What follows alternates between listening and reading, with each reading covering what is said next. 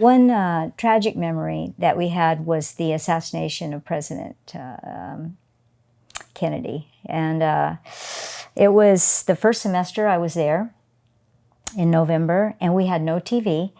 And our whole experience was just with the radio. And I remember I had just gotten out of a class at school. It was 11 in the morning, and people were running, and I heard someone shout, "The president has been shot." And I was like, I first thought the president of Occidental College. I just couldn't compute that.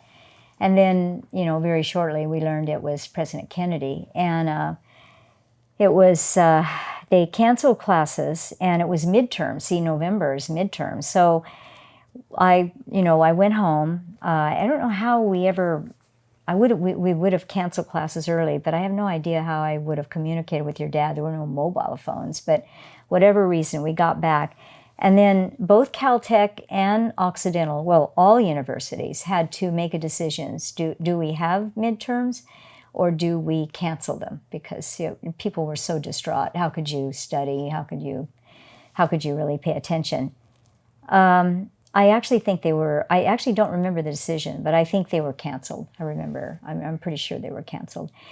And it's just that my reality of that was not visual, because we didn't have a TV. And what was that like for that to happen? And what was Kennedy like at the time? And why was that such a major shock? He was a new president.